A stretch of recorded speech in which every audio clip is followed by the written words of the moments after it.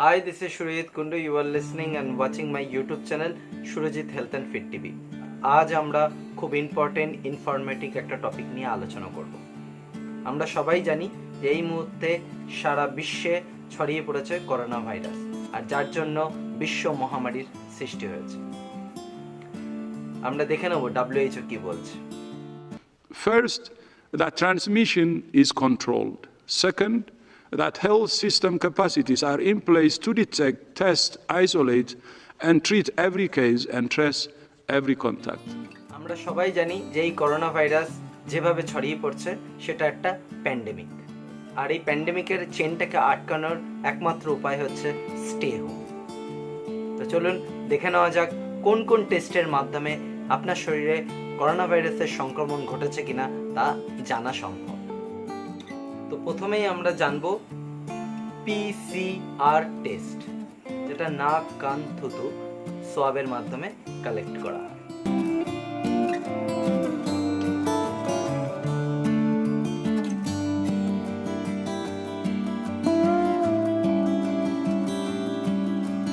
এই টেস্ট থেকে ভাইরাসের RNA-এর জিনোমের খবর পাওয়া যায়। তবে এই টেস্ট ল্যাবে করা হয়ে থাকে এবং এই টেস্টের রিপোর্ট আসতে বেশ সময় লাগে। এই টেস্ট খুবই এক্সপেন্সিভ। এই টেস্টের জন্য বিশেষ কেমিক্যালের প্রয়োজন, আর এই কেমিক্যালের সাপ্লাই তুলনামূলক অনেক কম, যার জন্য প্রচুর মাত্রায় এই টেস্ট করা অসম্ভব। আর 2 নম্বরে যে পদ্ধতির মাধ্যমে COVID-19-এ আক্রান্ত হয়েছে কিনা পেশেন্ট বোঝা যায় সেটা হলো রক্তে অ্যান্টিবডি টেস্ট।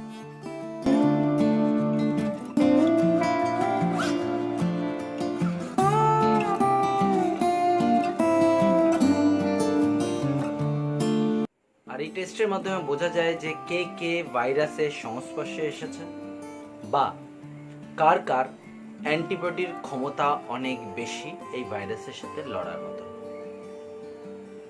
এটা খুব সহজ পদ্ধতি, আর এর জন্য কোনো ল্যাবের প্রয়োজন হয় না। তবে এই টেস্ট নিয়ে অনেক প্রশ্নও আছে।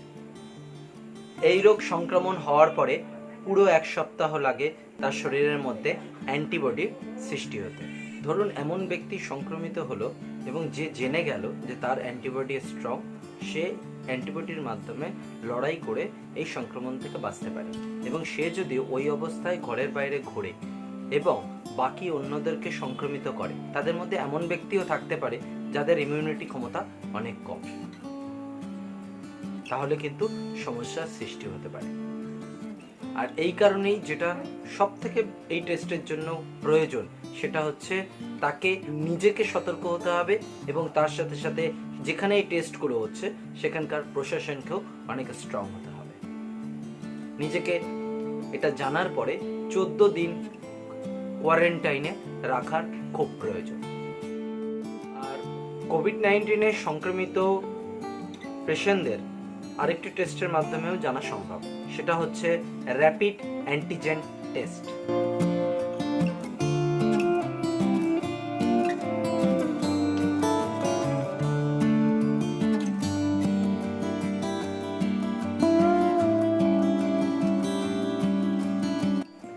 এই টেস্ট শরীরে রিয়েল টাইম টেস্ট করে এবং এই টেস্টের জন্য খরচা খুবই সামান্য, 70 থেকে 140 টাকার মধ্যে।